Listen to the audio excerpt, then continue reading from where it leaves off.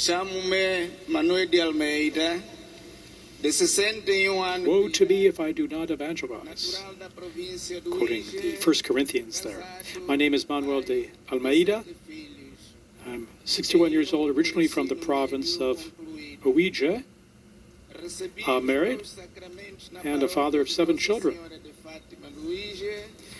I've completed secondary education. I received my sacraments in the parish of Our Lady of Fatima in Uija.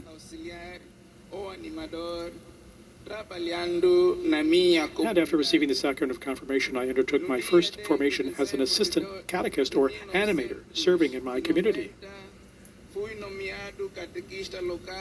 And on the 10th of December 1990, I was appointed local catechist of Our Lady of the Assumption community in the parish of Our Lady of Fatima in Uija. And on the 10th of August 1992, I received the sacrament of matrimony with Mrs. Mariana Joao. And in September 94, I enrolled in one of the 2 diocesan schools for the formation of catechists who are community leaders. That training lasted 2 years, together there with 240 catechists. And during that time, I went through a number of difficulties, such as the constant summons for compulsory military service. I walked 10 kilometers daily with fatigue, rain, difficulties, and providing for my family, and much more. And the sacrifices I had to face to achieve my goals were great. And in response both to the needs of the faithful and to the shortage of catechists, consecrated persons, and priests, after completing the catechist's course in January 97, I was appointed a local catechist of another community, that of St. Joseph the Worker. And to meet the pastoral demands of serving 2 communities required love for the church, a spirit of sacrifice, and dedication and courage to face long distances without transport, as well as the danger of landmines. Many times I was arrested by armed men, accused of collaborating with enemy forces. At times I was prevented from holding celebrations of the Word, including Sunday services, and in order to attend political meetings or gatherings called by traditional authorities. A practice that still occurs today in many regions of our diocese. On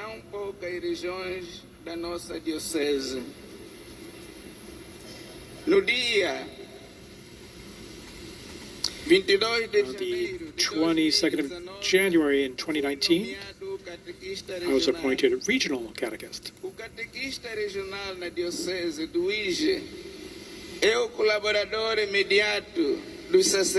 The regional catechist in the Diocese of Uija is the immediate collaborator, the most direct collaborator of the priests. In practice, he's a full-time evangelizer, though a volunteer.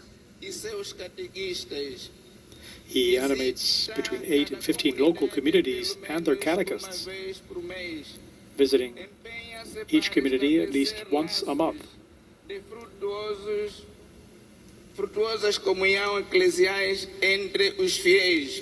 He strives to establish bonds of fruitful ecclesial communion among the faithful, missionaries, and the diocesan bishop. 121 catequistas regionais, 1.375 catequistas locais, ou líderes das comunidades. At present, the diocese has 121 regional catechists, 1,375 local catechists or community leaders, and 2,560 assistant catechists.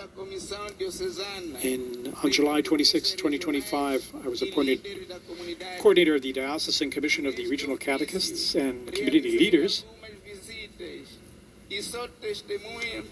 And in this role, I've had several visits and witnessed many joys as well as difficulties faced by our catechists and community leaders. And the main challenge includes the lack of more catechists, the proliferation of religious sects, belief in witchcraft, and also very poor access roads and lack of transport. Long distances traveled on foot, covering areas of 250 to 350 square kilometers, and as well material difficulties in supporting our families and more. These are our difficulties. But I'm very happy, encouraged, and grateful to God for the 35 years in the service of evangelization as a catechist. Bishop Demato Murisca, the first bishop of Uije, called catechists the commando or artisans of evangelization, and I'm definitely one of those. And many thanks to the Holy Father here, to the Bishops' Conference, and to our Bishop Tuyombe for the opportunity given to us in the name of the Diocese of Uije to offer this testimony. Thank you very much. There, that testimony of Catechist Manuel Almeida, a very personal sharing of his life and work and outreach and dedication.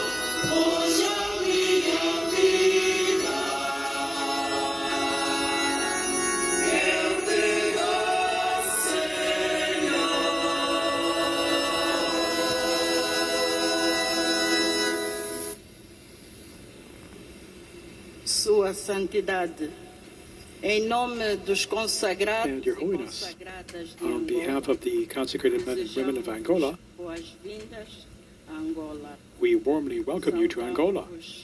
Com o ósculo da paz que nos I greet you with the kiss deu of peace Jesus Cristo. that comes to us from our Lord Jesus Christ. Somos uma conferência dos institutos religiosos de Angola. We have the testimony of Que the começou a dar os seus local, primeiros the Conference of Religious passos Institutes of na Angola década there. de 1970. Holiness, we're the Conference of Religious Institutes of Angola which began taking its first steps in the 1970s. At present, the conference is composed of 166 religious congregations, of which 62 are male and 104 are female. In total, we're 4,418 consecrated members, 3,227 women, and 1,191 men. We also have 254 novices and 176 postulants. Like the church, consecrated life in Angola is growing and gradually maturing.